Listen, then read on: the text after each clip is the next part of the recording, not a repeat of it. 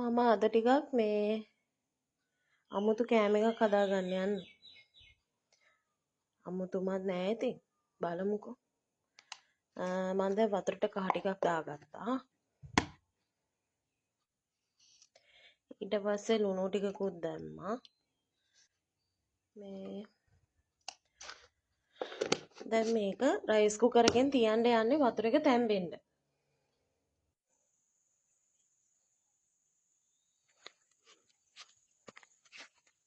මේ තියෙන්නේ අපේ අම්මගේ මුකුල වෙන කතිය. මම දැන් මුකුල වෙන ටිකක් කඩා යන්න ආවේ. මුකුල වෙන ටිකක් කඩලා අර මම හදනවා කියපු කෑම එකට දාන්න තමයි හදන්නේ. මුකුල වෙන ටිකක් කඩාගෙන එන්න. එයාගේ තියෙනවා තමයි නිවිති පාත්තියක්. මේ තියෙන්නේ නිවිති කොළ දෙකක් කඩාගමු. කොළ නම් ලොකුයි. ඉතින් කොළ දෙකක් විතර තිබ්බනම් ඇති වගේ වැඩේට. ඔන්න කඩාගත්තා. මේ යාගේ තක්කලි. තව මදි. මේ තක්කලි පණ දාමු.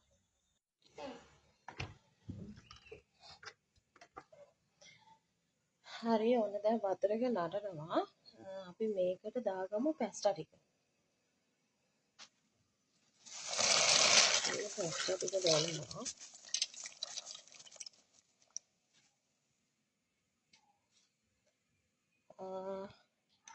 මේකටම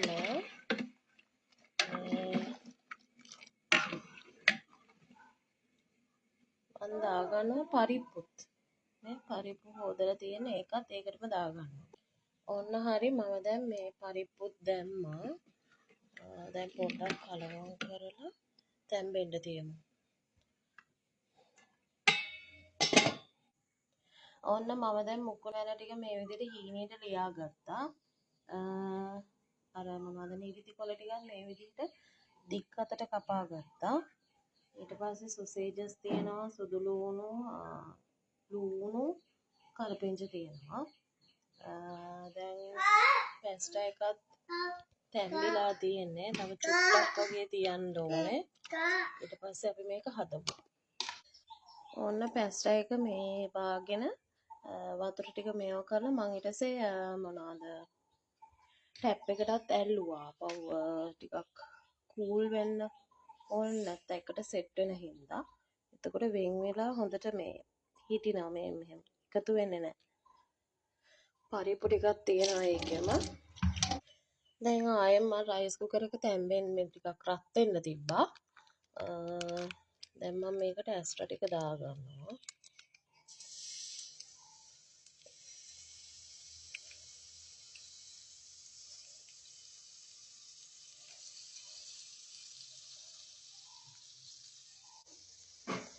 ඔන්න දැන් ඇස්ට්‍රා එක රත් වෙලා තියෙන්නේ.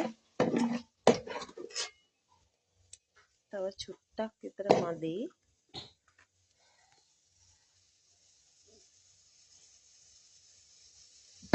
දැන් රත් වෙනවා. මම දැන් මේකට සුදු ලුණු ටික දානවා.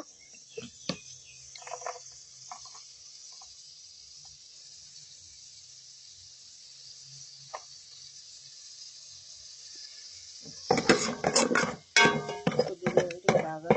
සුදු ලුණු ටික බැදෙනවා. චුට්ටක් බැදෙන්න තියමු.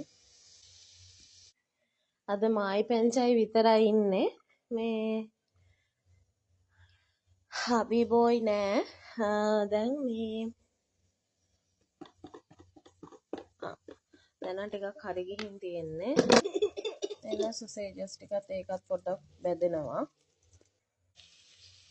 ඔන්න මම දැන් මේකට කරපිංචයි ලුණුයි එකතු කරගත්තා.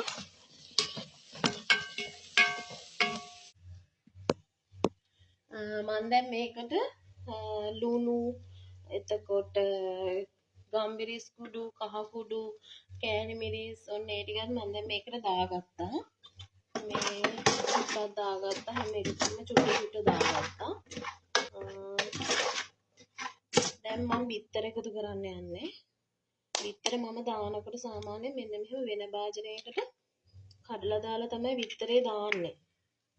මොකද මේ හදිසියෙවත් නරක් වෙච්ච බිත්තරයක් තිබ්බොත් අරකට කඩලා දාපුවම බෑනේ ආයෙ අයින් කරගන්න. ඒ නිසා මම මෙහෙම කඩලා තමයි දාන්නේ වෙනම. මේ මම දැකලා තියෙනවා සමහර වීඩියෝ වල හදන භාජනයටම දානවා. සමහරට එයාලා ඒක කලින් පිටේ බලලා දානවද කොහොමද දන්නේ නැහැ.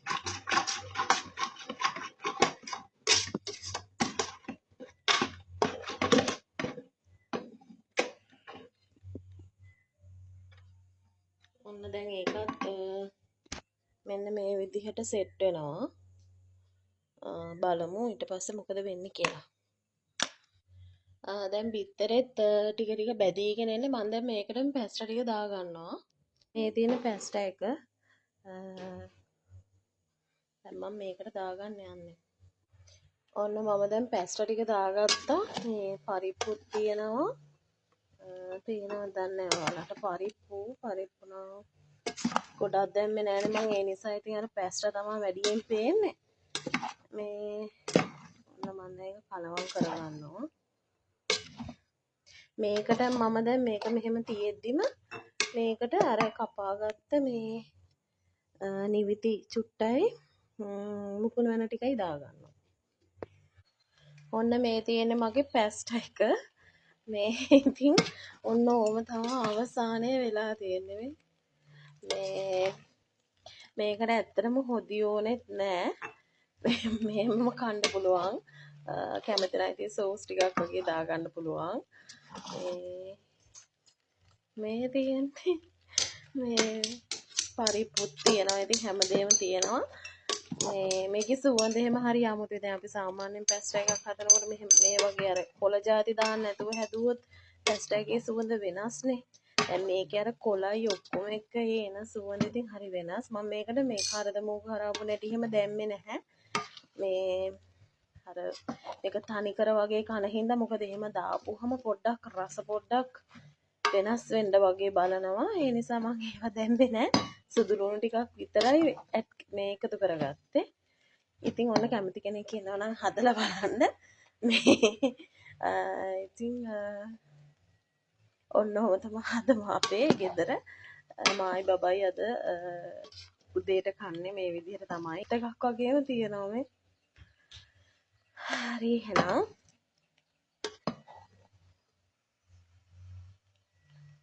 මේ පේනවා නේද ලස්සන පාට.